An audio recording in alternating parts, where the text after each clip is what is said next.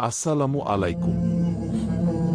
আজকে আমরা আপনাদের সামনে সূরা আন-নাস এর আয়াতগুলো এমনভাবে তুলে ধরছি যার মাধ্যমে আপনারা বিভিন্ন খারাপ জিনিস থেকে আল্লাহর কাছে আশ্রয় চাইতে পারবেন। সূরা আন-নাস, মানবজাতি। এটি পবিত্র কোরআন মাজিদের 114তম এবং সর্বশেষ সূরা।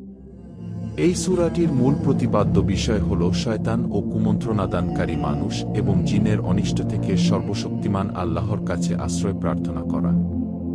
আল্লাহর কাছে আশ্রয়ের তিনটি ভিত্তি। ১. বলুন, আমি আশ্রয় প্রার্থনা করিতেছি মানুষের রবের। ২. মানুষের মালিকের। ৩. মানুষের উপাস্যের। গুরুত্বপূর্ণ ফজিলত ও উপকারিতা। সূরা আন-নাস এবং সূরা আল-ফালাককে একত্রে মুআউবিয়াতাইন বলা হয়, যার অর্থ হল আশ্রয় চাওয়ার দুটি সূরা। হাদিস দ্বারা প্রমাণিত যে এই সূরা দুটি জাদু, বদনজর এবং জিনের কুমন্ত্রণা থেকে সম্পূর্ণ সুরক্ষার জন্য অত্যন্ত কার্যকরী।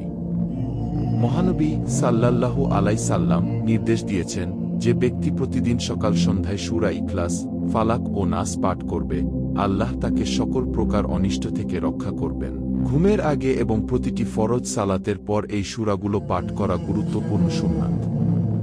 এবং এরকম আরও গুরুত্বপূর্ণ ইসলামিক ভিডিও পেতে আমাদের চ্যানেলটি সাবস্ক্রাইব করুন।